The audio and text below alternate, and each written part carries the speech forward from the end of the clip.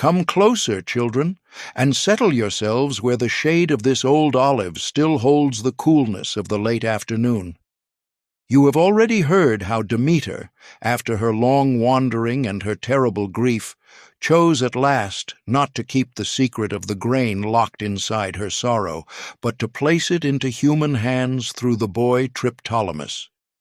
You know how that knowledge traveled across the world and taught people to plant, to wait, and to harvest. But look above you now. These silver-green leaves that move so softly over our heads did not grow from Demeter's teaching. They belong to another gift entirely, older in this stony land than any field of wheat, and given by a different goddess. Long before the first plough ever cut the Attic earth, before the first village rose on the slopes below the great rock, the land that would one day be called Athens stood without a true protector. Two powerful gods looked upon its bare heights, and each desired to claim it as their own. Poseidon, the earth-shaker, lord of the deep waters and of every restless sea, came first in his pride.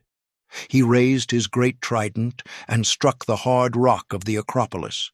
From the wound in the stone, a spring of salt water leapt upward, or, as other voices still insist, a magnificent war-horse burst forth, its coat the color of storm clouds and its eyes full of the strength of the waves.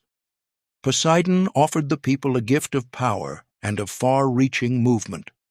With such a gift, he said, they might travel across the waters, command the sea lanes, and make their name known on every distant shore.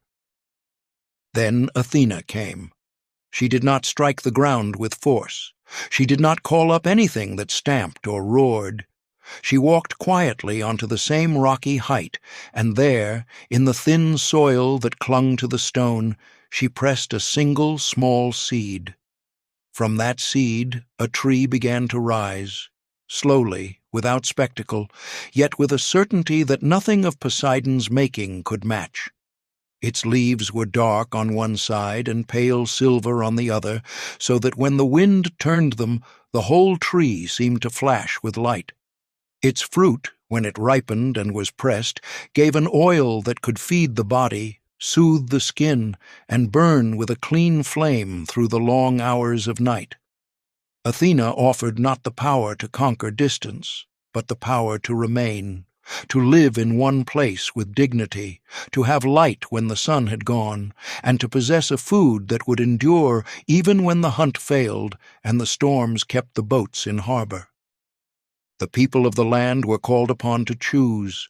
They stood upon the rock and looked from one gift to the other. They looked at the salt spring that no man could drink, and at the proud horse that promised speed and war. Then they looked at the quiet tree that asked for care and offered in return a lifetime of use. In the end, they chose the olive. They chose the gift that would stay with them, that would grow more generous the more it was tended, that would ask for patience rather than conquest. And so the city received the name of Athena, and the olive became the living sign of her protection over the land. From that day the tree was treated as something more than wood and leaf. Its oil filled the lamps that burned in the great temples and in the smallest houses. Its fruit fed both the poor and the rich. When at last an ancient trunk fell, its wood was carved into images of the goddess herself, or into tools that outlasted the hands that shaped them. Generation after generation, the people kept the olive close, planting its children in every valley and on every suitable slope, until the whole countryside around the city became a silver-green sea that moved with every wind. And still the first tree, or the memory of it, kept its quiet watch over the high rock where it had first broken the soil. Some say that even now, if you climb the Acropolis at the right hour of the day, you may feel the presence of that original gift, the moment when a goddess who could have offered power chose instead to offer permanence. Remember this when you sit beneath these branches, children. The olive that shelters us is not merely a tree, it is the memory of a choice.